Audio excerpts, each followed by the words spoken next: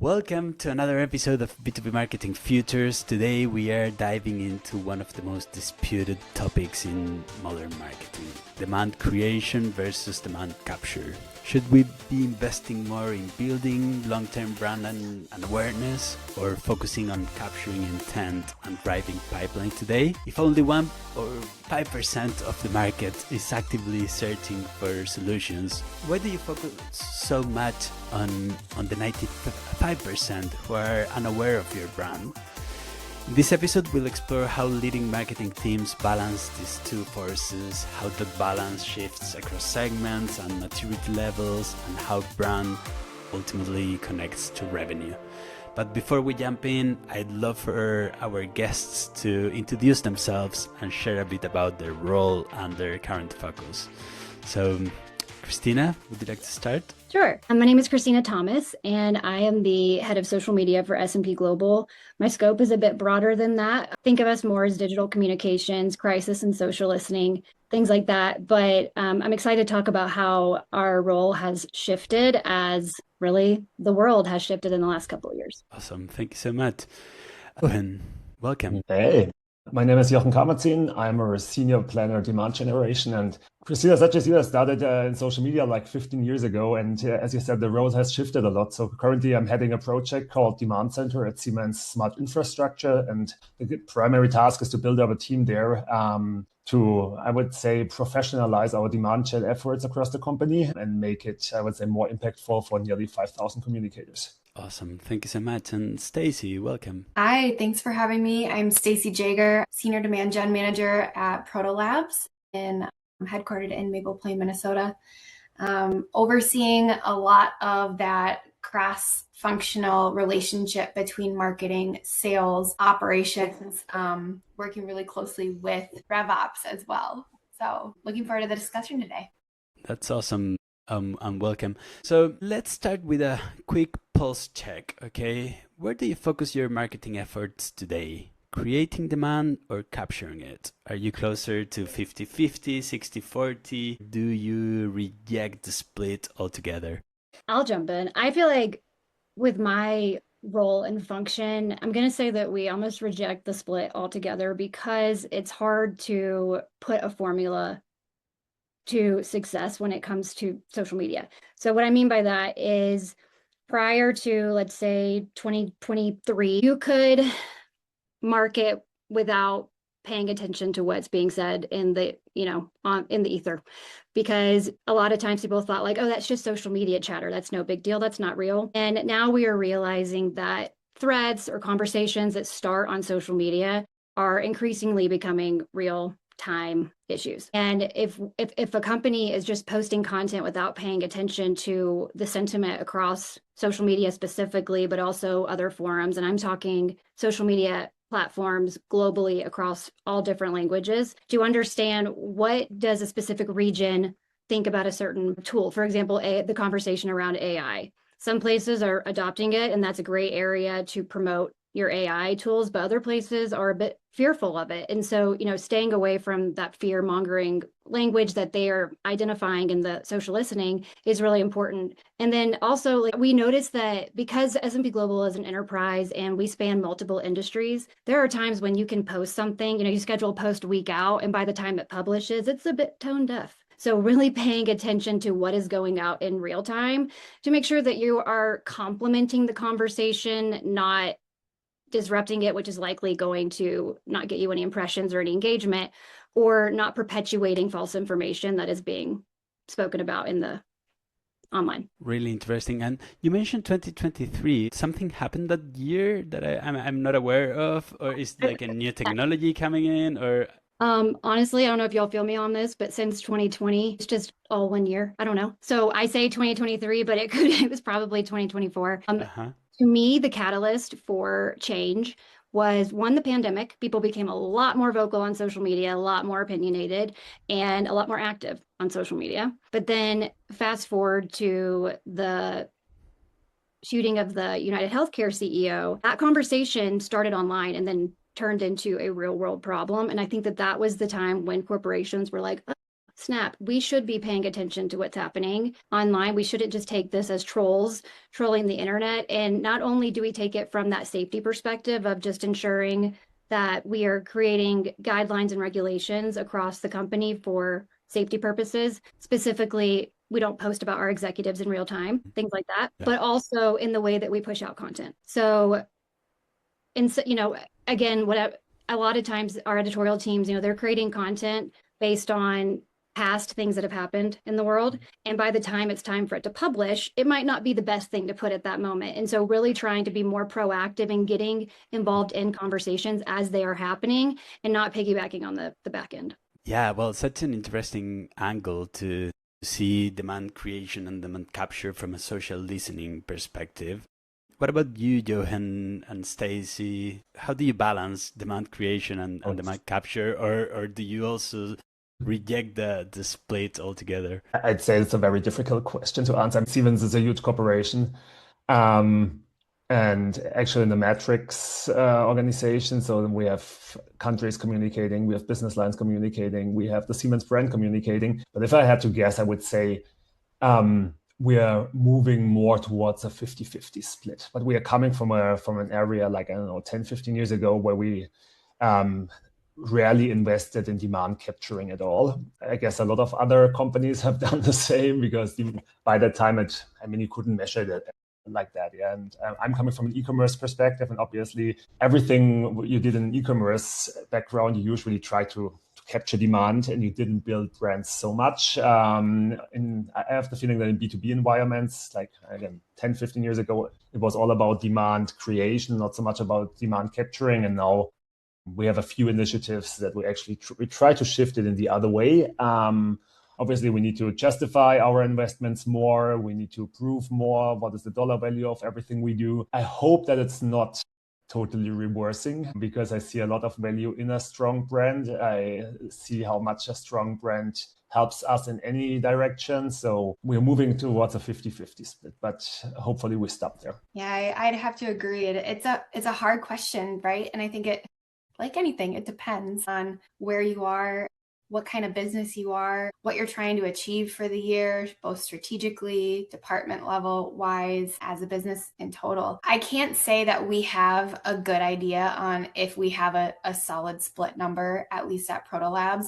I think what makes it challenging too is, Protolabs is a growth company. We're highly innovative. So while we're incredibly mindful about being, I guess, in it for the long term with the brand, and we have brand initiatives going on, we also understand that in order to keep up with the market, whether it be competitively or with emerging markets, any opportunity there, we need to be able to pivot and act quickly. So where I see us going and the evolution we're trying to make, at least at Protolabs and with my team and the departments that I work with closely, is, how can we continue to focus on the long term and creating that demand through maybe different tactics? Like you think about account-based marketing, where it's a different brand play, but it is a long-term initiative that is very much geared towards creating demand over time, as opposed to perhaps a little bit more reactionary, or things that you need to generate demand and capture it fast, because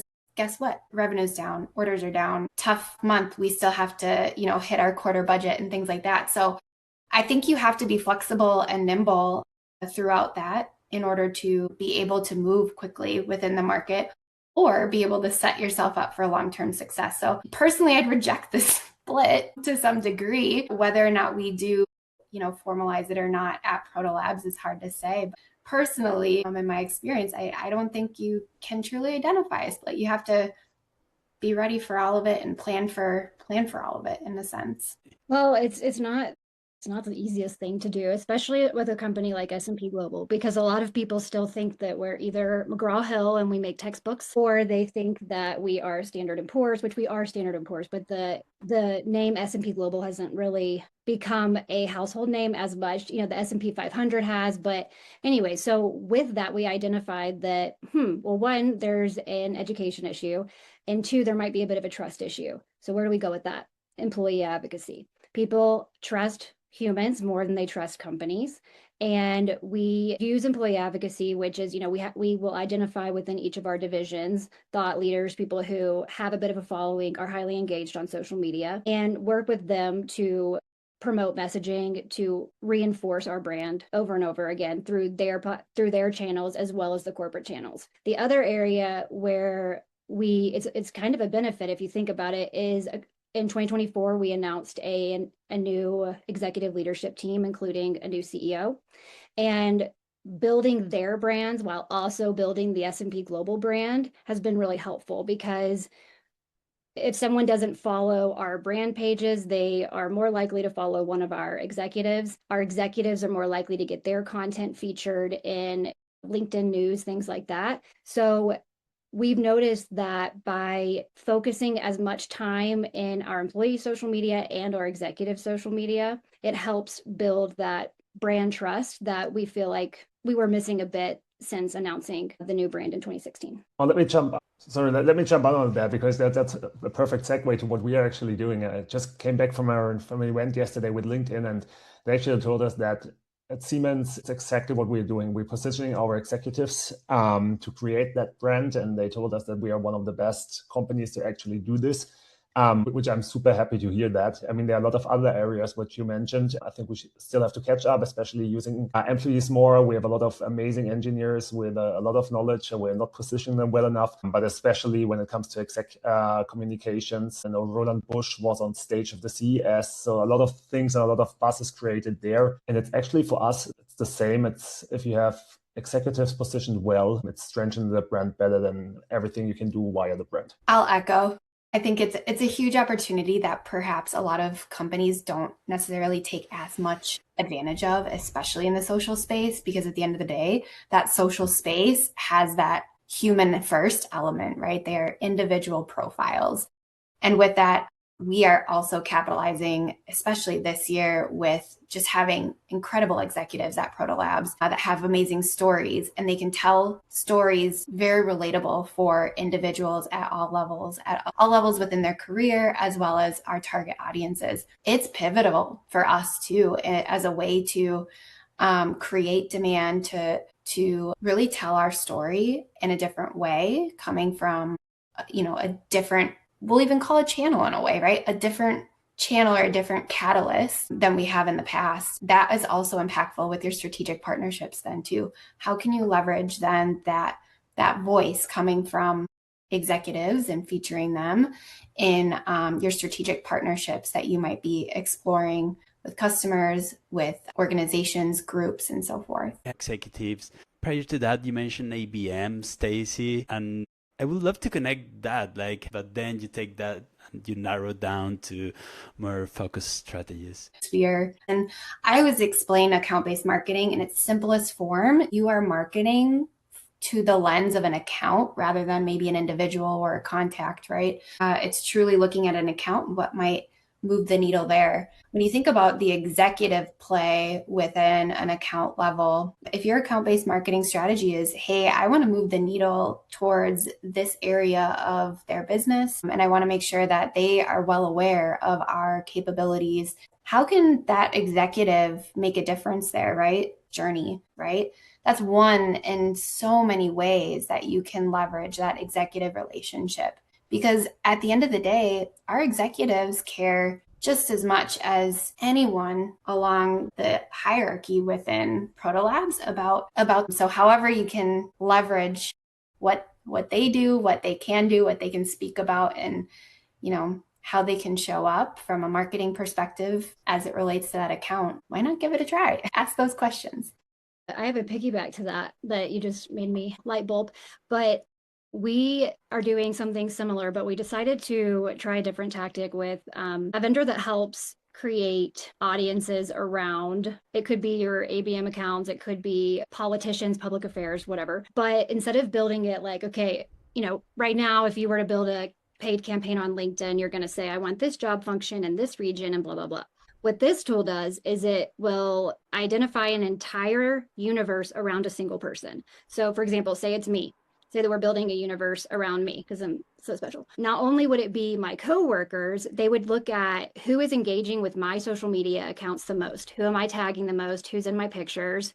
They would probably pull in my army of siblings. They would probably pull in my, even like my third grade teacher, who knows, whoever I'm interacting with a lot, because the purpose of it is to push the same message in front of a person's entire ecosystem with the hopes that, you're having a more casual breakfast or something and it comes up and you've both seen the same piece of content and you can have a discussion around that piece of content, which would then lead you to have a conversation about S&P Global, hopefully. So I find that to be another interesting way. I think that marketing is becoming more personal, which I think is pretty cool, especially in the time of AI. And we've been saying, our content is AI supported, but human led. And I think that that's really important. Do you find it so interesting how authenticity sells today? If you think about mass production in the past and making things so perfect, so clear, so colorful, I think about, imagery, infographics, video. Apologize if I'm going tangential here, but it's so interesting how authenticity is making a difference in marketing today. It's everything. And I feel like a lot of, we have some execs who are incredible speakers and we're like, hey, we want to do a video with you. And they're immediately like, I don't know if we want to do that. And it's like, no, it doesn't have to be in a full studio setup. Actually, some of the best videos ever are you in front of a white wall with your phone, just telling us how you feel about something. And I think that I actually love that that's where social media is going, because it feels like I'm, whether it be a false feeling or not, but it feels like you're getting to know people a bit more. I think that that's why influencers has taken off as much as it has, because people are aligning with these influencers and whatever they're, pitching or focusing on, they find comfort in watching those people.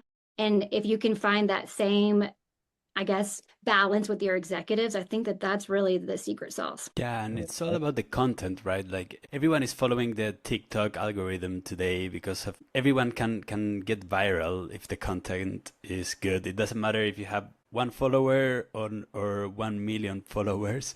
Is the content the ones that determines that if you will get impressions or not? And Jochen, I think you have an interesting view on the previous discussion, because you moved from lead qualification to buying group qualification and all that social selling. I think it's really important when you are targeting a group of people with the same main message, but maybe with narrowed messages as well. Tell us a little bit about that experience and how you use that to create demand. I mean, there are a lot of already generated a lot of ideas out of your discussion. So that's amazing. But actually, it's what we figured out. I mean, obviously, for years and years, leads were the most important thing for sales. But obviously, as you said, usually a decision, especially in the B2B context, is never done from a single person, but usually a large group of people. And I think Forrester says average is 8 to 11 people buying group. We figured out it might be a lot more. And we know that sometimes in very little cases, you have that CEO handshake and then the deal is done and everyone, so you cannot influence that anymore. In a lot of other cases, and I've been in that situation over and over again, you have a person that is not a senior leader that recommends something, that is leading a project and has a lot of influence on that. He's not the person that's holding the final budget. But usually if your boss trusts you, then you're going to sign it, yeah? So we figured out that it's so much more important to actually influence a lot of people of the buying group than only the decision maker. And this is a change we've gone through. I would say, especially in the last 3-4 years, moving away from single leads to qualifying buying groups around topics. And what you just said, Christina, is amazing, because it goes a little bit in that direction, that you not only influence one person, but the people around it. And I mean, in a B2B presence, it's obviously the buying group in many cases are the people around it, but you can go even further. I mean, talking about influencers and buying groups, what are influencers and buying groups? It could be anything or nothing. Yeah. Could be any third person outside of the company. It could be your coworker who is in a very different topic. It could be your husband. It could be whoever. Yeah. So I think that's the biggest leverage we actually have, is thinking about more who are the influencers in a buying group. It's easy to identify the decision makers. It's easy to identify maybe the users later on, but actually identifying the influencers, I would say that's the tricky part. And then generating content, particularly for them at exactly the stage where they are in the buying journey. May I ask a question that might put us on a tangent? It's an interesting one. Is that okay? Yeah, go. Please, of course. So, like I said before, we're S&P Global. We have the S&P 500. Everyone knows that Pam Bondi said, the Dow's at 50,000. And so my point with this is, what do you do when you have an influencer who is actually an influencer who is affecting your business, reputation, company in a negative way? And it's not someone that has a direct relation with the company, but it's someone whose content continues to perpetuate misinformation, but not in a way that you can act on it from a legal stance, because it's not technically not illegal what they're doing, but they have influence, and so it makes our jobs harder. We actually were exactly in that situation when I joined Siemens 6 years ago. I don't know if you've ever heard about this Adani crisis at Siemens. So Siemens, by the time we did a lot around the topic of sustainability, like every company did. And I mean, Siemens actually has a footprint there. And at this time, it was in the media that Siemens sold stuff to the Adani coal mine in Australia. And then we had a person called Greta Thunberg in Germany, who is most likely known in the whole of Europe for everything around sustainability. Obviously, this was one of these influencers that was not happy with what we have done. And it's not easy to win those people. I mean, obviously, I think what helps is actually give them what you just said. We talked a lot about our authenticity, is invite them to the company, show them the processes, actually and you usually have a lot of views around the topic. You have one angle that the media is usually discussing a lot about, but you have a lot of other angles you can show the person. Obviously, you cannot, if someone has a strong opinion, you cannot change the opinion easily, and you should never attack their opinion. But what helped us is really give the person a lot of other angles around the topic of sustainability and what Siemens actually achieved in this area. And you cannot win everything, and you can't do everything perfect. But I think the first thing is really invite this person to an open conversation, show them the facts with a bit of risk that it could get worse. In our case, it worked out, at least to some extent. Obviously, I mean, we had good arguments around it, but it's just like, don't fight that publicly. This is what we've learned. That's a good point. I think that we've always been nervous about reaching out personally, but I like that idea, because at the end of the day, I feel like when someone is being really active and vocal on social media, it is to get attention of some sort.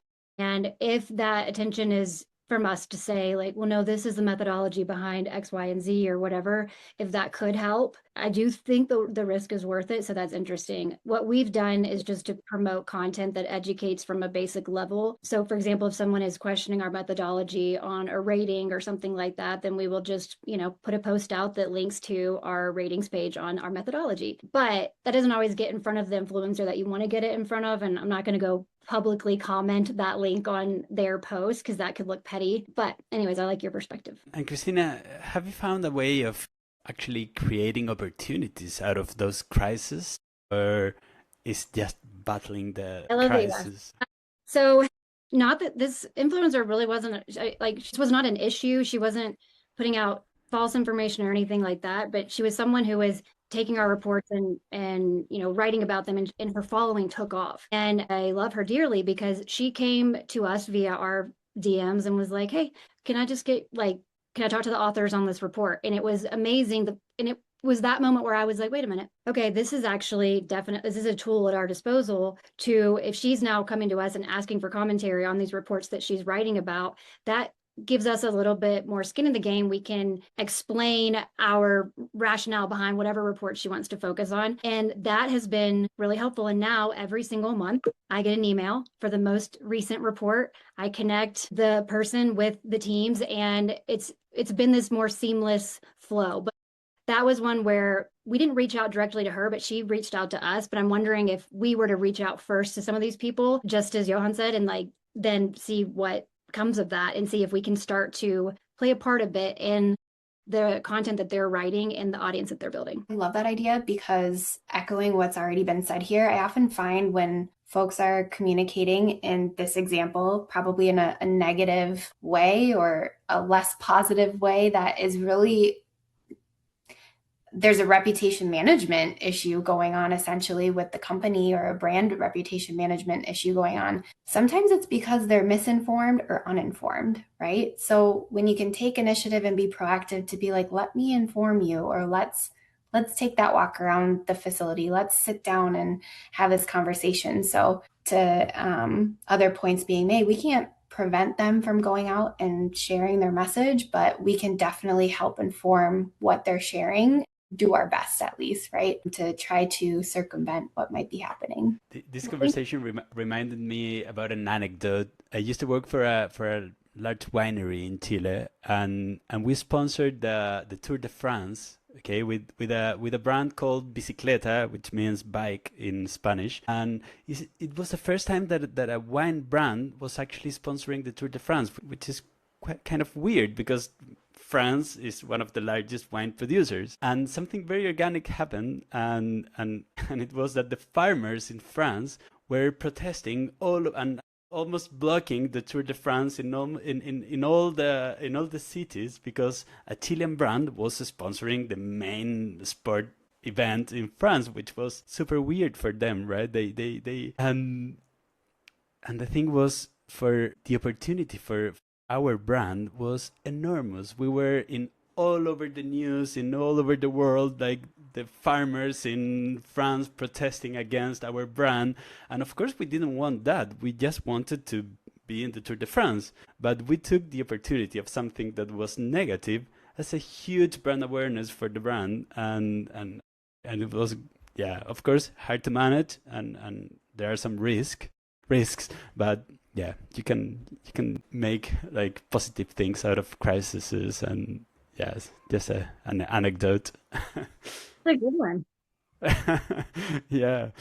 All right. So let's move into demand capture. Okay. So once the interest exists, what are the most effective ways you convert that into pipeline? Is it through paid search, retargeting, remarketing, account-based marketing? I don't know. Tell me, what are your techniques capturing the demand? I mean, let me jump in there. So I think because it's very closely connected with what we've discussed before, is actually identifying signals on a buying group level rather than an individual. So what we are moving towards, and I mean, we are in that transition right now, is actually figure out, first of all, who a buying group is around a specific solution, a specific topic we're offering, and then try to measure all signals around that specific topic and account. So it could be website visits, it could be social media engagements, it could be downloads of something, it could be people visiting events, visiting fairs. And what we're actually doing is try to consolidate all of these signals for a specific account, and at a certain level, when there are a lot of people having a certain, I would say, amount of involvement of specific people, we need to identify contacts, obviously, if we don't have them already. Then we're starting to reach out, calling them and say, by the way, we're seeing that there's something going on around that topic in your company. Is it something we can consult? Is it something we can help you with at the moment? Obviously, what helped us here is what we just said is usually customers only reach out when they're like 70% through their customer journey, whatever this means. And what we try to figure out is actually come into that journey as early as possible. So trying to identify the first signals and seeing something is ramping up, and then being present before they actually reach out to us.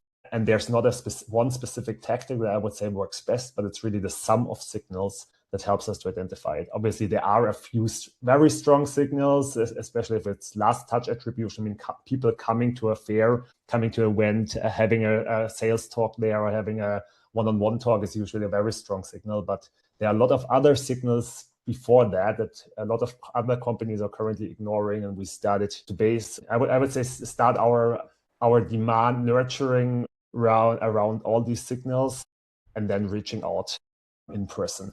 And how do you move from lead qualification to buying group qualification in this context? Do you wait until the whole group has certain percentage of their buyer journey, or? Yeah, it's actually, I mean, there's a scoring behind it. It's actually the whole group. So we say we want at least 2 contacts to engage. So we're not starting to reach out if it's only 1 contact. We want at least 2 contacts to engage, and we want a certain score of signals, so a certain amount of signals. Interesting. What about you, Stacey? How are you? What are your techniques in capturing demand? Is it paid? You mentioned ABM earlier, but I don't know. You tell me. Yeah, I mean, we have a couple things that are working really well for us. Historically, paid, just SEM in general and what we've done there has been a huge success here at Protolabs. We're finding, and of course, SEM, we're sitting in our PPC and our paid social ads and so forth. With that, that's been a really great way to bring in net new, right, into our funnel and get them going. I think where we have recently over the past 6-8 months identified a huge missing opportunity as a growth company at Protolabs and bringing in net new constantly, we found that we were missing a little bit of that. Well, we've got this incredible database. What about that retargeting, that re-engagement? It's that, they bought with us once or they looked at us once, and then what happened after that, right? So we're really seeing an opportunity of just what's in our wallet already, essentially, and how do we grow share of wallet right now? It's not necessarily net new in the respect of a brand new customer, a brand new lead, a brand new account, right? It is, we've got a very rich database today. Some of them have been sitting dormant, and it's just possibly because of volume, because of bandwidth, things like that. How can we take advantage of nurturing or re-engagement campaigns using automation, using various channels, so that using the data of where are they in the buying journey, how far did they get when they were here, however far back it was. So there's some segmentation of the data going on there as well, and truly re-engaging them, waking them up, letting them know what is new, what's happened since you've been here. I mean, I think that's a tactic that a lot of marketers can often miss, is like, we're always focused on bringing in net new or driving brand awareness or driving that top of funnel. But it's like, once they're there, right? You're not starting from scratch. They're somewhat warm in a way, but they've been here, right? You've built some sort of value to get them to that point. What are different tactics and different ways then that you can bring them back in right where they left off, or bring them back in where it makes sense for where they are today, to keep that journey going or do the journey again? And that's where you get into that re-engagement, retainment, loyalty, retention area. So that's a big opportunity for us right now at Protolabs, is focusing on, where we've been and how do we continue to get those folks coming back in again and understanding the capabilities we're bringing in and the new things we have to offer, while still bringing in that net new through PPC, optimize SEM, and things like that. So this has changed a lot over the last years, but right now a campaign is really always the on communication stream towards a certain industry. And then, we have some sub-segments in the industry, obviously, but this is our understanding of campaigns. A little bit like people do it in politics, right? You have it. In politics, it's usually once every 4 years, and we actually try to keep it on over and over. I'm going to be very simple on mine. I like to think I'm a wing woman to our salespeople, because I just, come to me, talk to them. Integrations, and that's the biggest thing, is integrations. So integrating our social media management system with our CRMs, so that sales reps can go in and see what content is a contact engaging with. If someone is consistently only engaging with our, commodities content, and the sales rep hasn't previously had a conversation about our commodities solutions, then that gives them kind of a conversation starter. So people aren't going to accept a marriage proposal on social media typically. So we like to take the conversation off of online once we get people pretty far down the pipeline, and we really want them to build that relationship with a sales rep or an account rep. And us helping facilitate that conversation, I think, is a big component of that. You're actually saying you're capturing social media engagements in your CRM. Yeah. So it'll say like, John Smith liked these posts in the last however long. So, most reps I've never done sales because I don't think that that's where I would excel, if I'm being honest, but they have a cadence when they call back. And so if they can go back and say, okay, in the last 30 days, here's all the S&P content that this person engaged with. It also includes emails that they opened, emails that they were sent and didn't open, things like that. So it gives an insight into what this contact is engaging with across all marketing channels, which I think really helps to hone in on what they are most interested in. Thank you so much for this great conversation. We covered a lot today, from brand building, social listening, to buying group qualification and revenue flywheels, things that we are discussing now. So thank you so much, and until next time, thank you.